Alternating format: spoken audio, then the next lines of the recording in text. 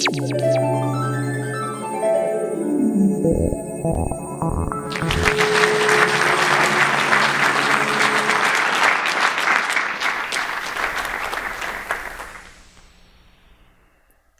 are my grandparents, Grandma Bert and Papa Sam. About 20 years ago, they both ended up in a nursing home. Grandma Bert with severe depression, and Papa Sam a long, painful struggle with Alzheimer's disease. The way that the nursing home dealt with their behavioral issues was by giving them high doses of behavior control medications. Now, growing up, my grandparents were always lively, intelligent, funny people, but once they started taking these medications, they almost became like zombies to me. It made it not very fun to visit them, and something I regret to this day is I totally stopped going. For a long time, this was the tendency to treat behavioral problems with large doses of medications. A study was done, and 1 out of every 2 people living in a nursing home was on 1 or more behavior-affecting medications. Now, before you get too upset about this, realize it was done for a reason. Nursing homes don't tend to make a ton of money, so they have to hire many of their care staff at close to minimum wage salaries. Working in a nursing home is already a pretty difficult, sometimes rather stressful job. When your grandma is able to kind of sit there, zoned out, well, it's easier to keep an eye on her and make sure her basic needs are being met. If all of a sudden she were to start acting out by yelling or crying or refusing care, it would take a much higher level of expertise to help her. There are, of course, problems with giving high levels of these medications. An obvious one is it can turn our loved ones into almost a shell of the people they used to be.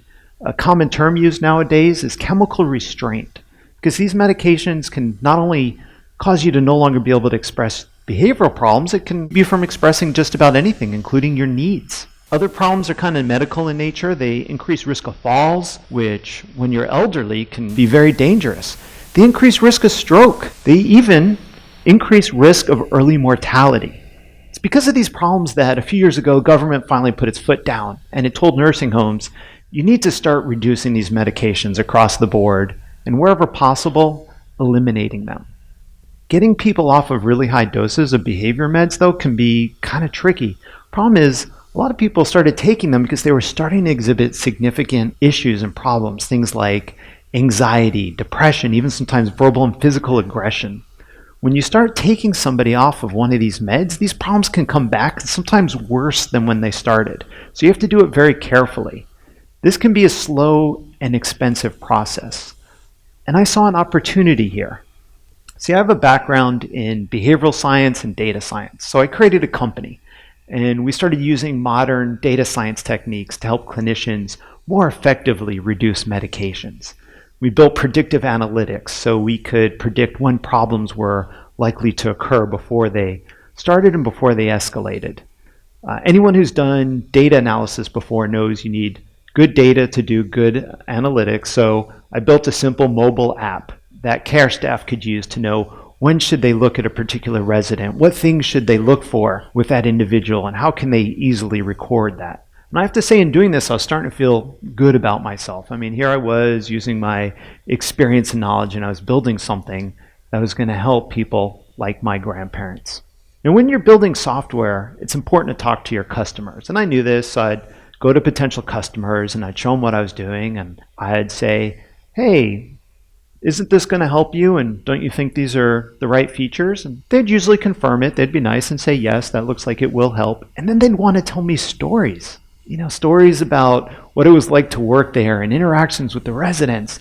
I never felt like I had time to listen to stories. I had to get back to my computer and programming and finish up these features that I knew they needed. One day I was kind of stuck in a situation where I had to listen to somebody's story. And the story was amazing. So I started asking other people for their stories.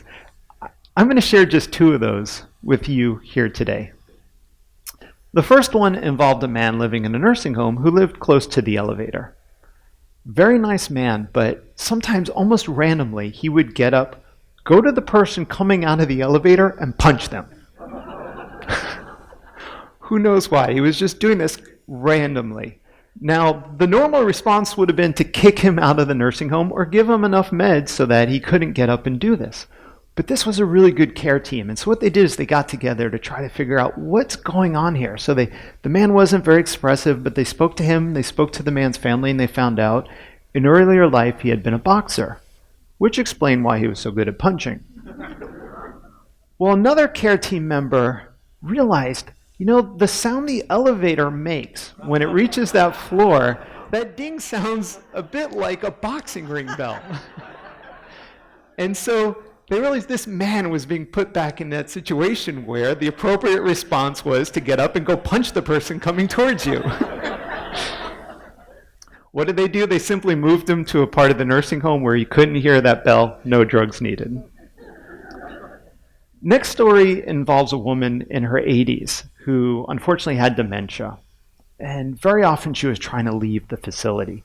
Now this is dangerous for someone who has dementia. You can't let them wander off by themselves because they can easily get lost. It becomes very scary. They can even get hurt. So you have to watch them all the time. But this woman was insisting on leaving, and it was really hard to keep her in the facility.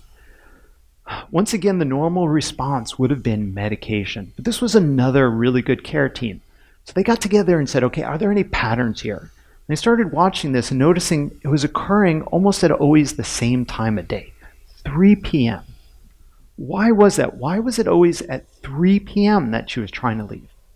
Well, it turns out this woman who was in her 80s sometimes believed she was back when she was 30 years old. And when she was 30, she had to go pick up her kids every day from school. At what time? 3 p.m. The solution they came up with, I think, is ingenious. All they had to do is go to her at 2:45 every day and say, Mary, someone is going to pick up your kids for you. They are perfectly safe. You can stay here and relax. And she was fine with that, no longer trying to leave. It was by listening to these kinds of stories that I realized that really good caregivers were doing something that I had not anticipated. Rather than seeing individual symptoms that they had to reduce at any cost, they were getting together, collaborating with other people, and really trying to understand the person behind the symptoms. It was almost like they had built this group detective process. And as soon as they could understand the person behind the symptoms, they could reframe the problem and solve it in a way that was completely innovative and didn't need medications most of the time. And I realized if we were going to make a big difference in this industry, that's what we needed to do. So we changed our focus from trying to tell clinicians, here are trends with data, to enabling this process across other teams so that we could allow everybody involved in care, everyone from psychiatrists to psychologists to the social workers to the nurses and nursing aides, everyone to collaborate around the resident, better information sharing, real-time communication, all about who is that person and what are their needs. Another learning that I got out of this was about myself. You see, it turns out I was making the classic error that new entrepreneurs make. I was letting my fear of failure get in the way of being innovative myself. I was going to customers and looking for confirmation about my assumptions about their needs. It was a weird parallel I ended up realizing between caregivers who are overusing meds and making assumptions about their resident needs. I was acting like that. It was only when I learned about good caregivers and what they do, opening themselves up, getting rid of their assumptions to try to understand what the people they're trying to help really need, that you're able to make this huge difference. My big hope now is with our software, we can make that easier for good caregivers to do exactly that, be innovative with their solutions. Thank you very much. Yeah.